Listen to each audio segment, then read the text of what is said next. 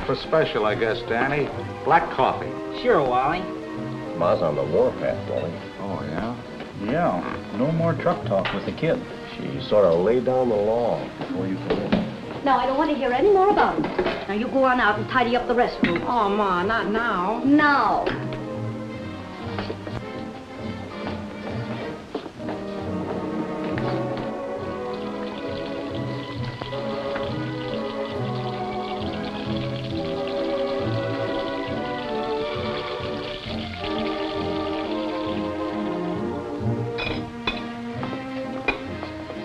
Mighty good, Ma. How do you feel today? Okay, Wally. But I got something to say, and I might as well say it, like I told the others. No more truck talk with my Danny, if you don't mind. Well, whatever you say, Ma, but how come?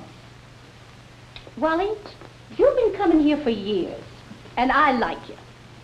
But Danny, well, he sort of idolizes you and your job. Well, all I know is he's nuts about trucks, and there's always a job for a good truck driver. I know, Wally, I know.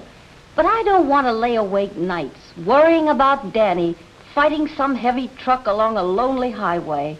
It's not safe, especially for a youngster like him. Well, now, Ma, just a minute. Maybe way back when us old dogs started in this trucking, you'd have had some reason to worry, but not today. Wally's right about that, Ma. Why, heck, in those days, we did our braking from the seat of our pants. Yeah, and steering the old rigs was really horse and haul, eh, Blake? Oh, yep, with one foot up against the dash on those sharp corners. And the cabs, Wally, colder than a park bench in January. Yeah, it sure was rough in those days. But look at it now, Ma. The rigs are better built and easier to handle. The cab is comfortable in all kinds of weather, and when you're pushing her over the road, you know you got power brakes you can depend upon.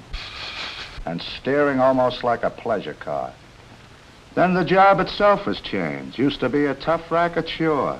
But today we're part of a big industry. It's important and respected. A good living, Ma. Good pay and plenty of responsibility.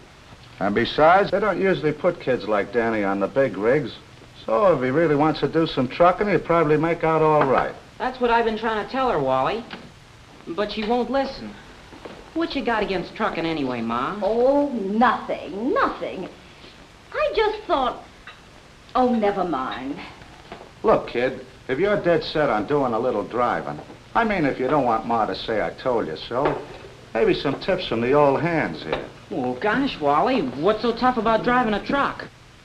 Well, it's not as easy as it looks, Danny, with today's requirements. And there's a whale of a lot in doing the job right. There are truck drivers, period. And there are guys who take pride in their work. And some can get more out of a truck than others, just by driving it right. Take speed, for instance. Some of these young leadfoots are always figuring ways to beat the legal limits, knocking out their rigs so they can spend more time with some hash slinger and brag about their hotshot driving. Well, if they were half as good as they talk, they'd think of the truck and realize the legal speed saves brakes, tires, gas, oil, and the load. Easier on the driver, too. Cuts fatigue. And fatigue is what gets you in the most highway accidents. Ask any experienced driver, Danny, and he'll tell you that safe driving is just plain good driving. You take care of one, and the other comes along with it. You fellas agree? Well, you can't argue with that, Wally. Look. Maybe a rough diagram will show Danny that saving gas at the legal speed isn't just something the boss preaches. Now look, kid. Let's make this line miles per hour, and this line pulling power in pounds. Now, the torque or pulling curve of the engine would look something like this, while the horsepower line would go like this. But here's the important curve, gas consumption. Notice that through here it's low and flat. So that's why this is called the economy range. And within that economy range, you also get your best power performance. And you're able to make good road speeds at the same time. Make sense? Sure, I think so, but... You don't have to be an engineer to drive a truck, kid. You can tell when you're in the gas-saving range by the feel of the rig. That's the power range, too. Right there, my rig just purrs along, smooth and easy. Of course, it varies with different trucks, Danny. Sure, but you learn to feel it on your truck and keep it there. That way you use your head to save your truck and your neck, too, if you have to pull up in a hurry. You know, when it really comes down to saving your truck, how about lugging? Nothing beats up engines worse than that. And there's no reason for it these days. What Rogers means is that today, almost every heavy-duty truck has a modern 2-speed axle. Some of them even have synchro-mesh transmission. So there's no reason for the driver to let them lug. You see, kid, when you come onto a hill with a heavy truck, you gotta keep up your road speed. When that speedometer needle starts to drop, you're losing momentum. And the engine has to strain if you try to stay in the same gear. You have to act fast because of the heavy load behind. By itself, a tractor can glide along like a kid on roller skates. But with a heavy load, it takes plenty of power to get moving. Well, the good driver gives his engine every brake he can to keep moving. The minute he starts losing road speed, he either switches from high to low axle or shifts down, or maybe both. But he doesn't wait until the engine screams for mercy. He pops her right into the right gear at the right time to keep rolling. Same with traffic and lights. You can save a lot of wear and tear on both yourself and your truck by timing lights and traffic to hang on to your momentum and avoid shifting. Of course, you can't make them all, but by hanging back, you can make a gradual stop. Or maybe you only have to shift down one gear. That way, you're saving brakes, tires, gas, oil, and yourself. And here's another thing, Danny.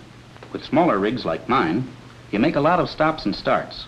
Well, if you sit there worrying the accelerator at red lights, you waste about a teaspoonful of gas every time you ram down on it. The same thing when you start up. Feed her faster than she can take it, and you just throw gas away. And senseless things, like slamming into the curb on stops, riding the car tracks all the time, whipping around corners, or roaring up to a stop sign and then jackrabbiting away. Bad driving habits that don't help you or your truck. Having some consideration for your own rig makes it easier on you. Trucking's hard enough work, so why make driving harder with needless wear on your equipment? Being jealous of his equipment never hurt any driver, I guess.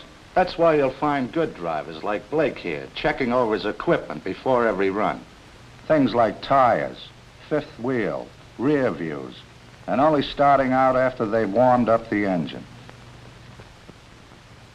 But Danny, that's the way it is with good drivers. And you'll find them in every kind of rig. Farm trucks, city deliveries, tankers, stakes, pickups, high racks, off-the-road jobs, it doesn't matter. They all take pride in being able to get the most out of their rigs. And they'll qualify as good drivers in anybody's league. Well, kid, there's a lot more, of course, but we gotta roll.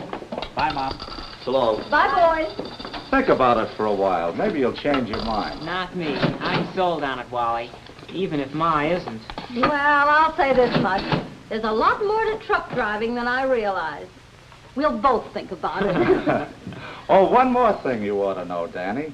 The most important connection in any truck is the one between the steering wheel and the seat. Maybe you'll want to remember that, along with the rest of us.